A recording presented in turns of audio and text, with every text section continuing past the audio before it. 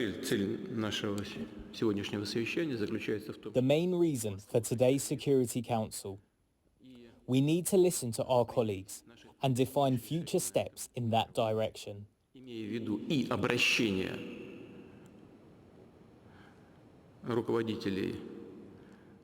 Taking in mind the Luhansk and Donetsk People's Republic's heads' appeal to recognize their independence and the Russian state's Duma statement on this theme. Государственная Дума Российской Федерации на эту же тему. С призывом если Россия столкнется с такой угрозой. If Russia faces the danger of Ukraine joining NATO, the threat to our country will increase substantially. Многократно возрастут. Because there is Article 5 of the Treaty for NATO establishment, from which follows that all NATO countries should fight as one if one of its members' sides is attacked. So since nobody recognizes the Crimean and Sevastopol people's will, and Ukraine insists that it is their territory, the real threat appears to be to us. Реальная угроза. Эти события. Еще за 2 года до развала СССР его судьба была фактически предрешена. Это сейчас радикалы и националисты, в том числе и прежде всего в Украине, приписывают себе заслугу завоевания независимости. Как мы видим. I mean, how do you punish people responsible for a fire in Odessa unless you're planning on being in the entire country? Yeah, it is really worrying what we heard from Vladimir Putin this afternoon. I think in a lot of ways he's doubling down on his threats and clearly trying to read off a laundry list of grievances and complaints. What I think is the key question looming over Washington right now is how is President Biden going to respond? And up until now, what the administration has said is we'll slap on some more economic sanctions. But quite frankly, after what we heard from Vladimir Putin this afternoon, that is not enough. He has clearly not been deterred by what we've already done, and there are some decently strong economic sanctions in place already after his invasion of Crimea and Luhansk and Donetsk in 2014. So the administration is going to have to put more on the table. They're going to have to stiffen the spines of our European allies because this simply cannot stand, John. Very interesting. Dan, we caught up with you as we were beginning the show, 1 o'clock Eastern time. You've been able to digest a lot of what we've learned since then, especially from the words of Vladimir Putin. Your thoughts? So what I'm waiting for now is the response from Ukraine. They're the one whose country is being dismembered. You know, it started back in 2014 when Putin annexed Crimea and launched the war in Donbass, and now Vladimir Putin is saying that the Donbass should be an autonomous republic of Russia and they should have their independence recognized. The question for me is how does Ukraine respond? There have been great divisions between the Biden administration and President Zelensky over the fact that we didn't implement preemptive sanctions that might have taken a step towards inducing Russia to withdraw some of those troops, or perhaps not to take the step that Vladimir Putin took today. The question for me is whether Ukraine plans to fight for this territory. And I'm sure that's something that our team on the ground in Lviv, unfortunately not in Kyiv, is going to be looking at with the government of Ukraine.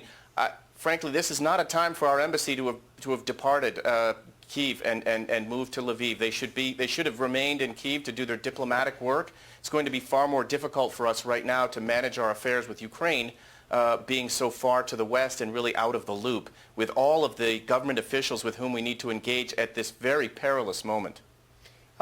General Keane, let's just bring you in here and run a couple of things by you.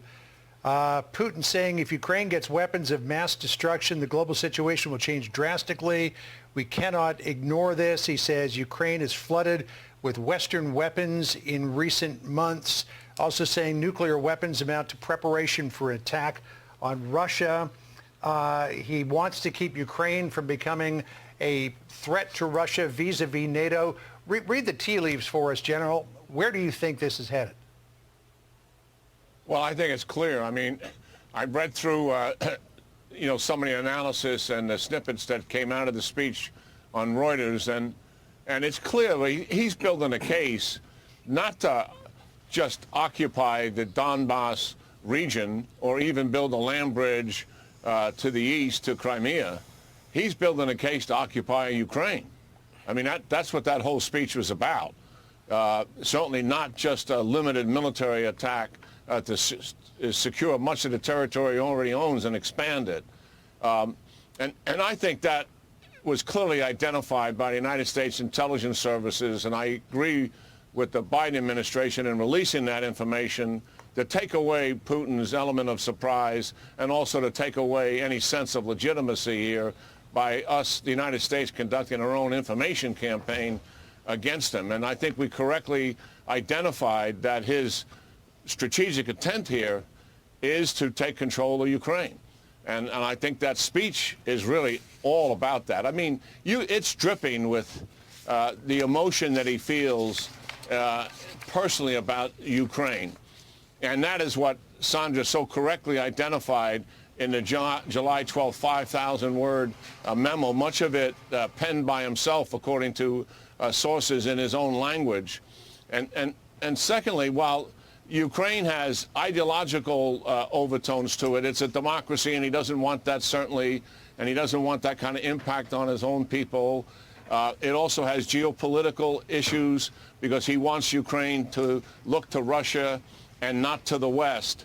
But really, when it gets down to what he is talking about here, is that Ukraine never should have been separated from the Soviet Union. It is a part of Russia, and I'm taking back the land that is rightfully ours.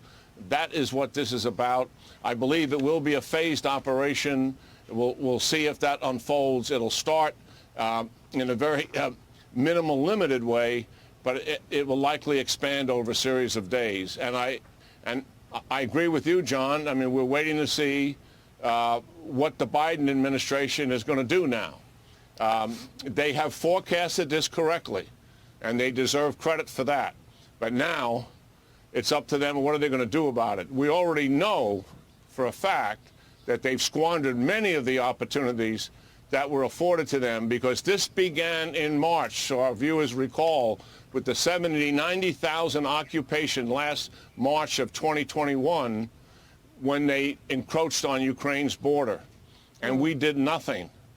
And this has been going on all that time, and I thought it was a test then. 90 days into the Biden administration, they were preoccupied with a domestic program and also with Afghanistan. Decision to pull out of Afghanistan made in April. After that fiasco, and I think Putin looked at that, as we've said so many times, as fundamental weakness on the part of the United States and NATO, he came back and doubled those forces in the fall leading up to where we are right now at the end of February.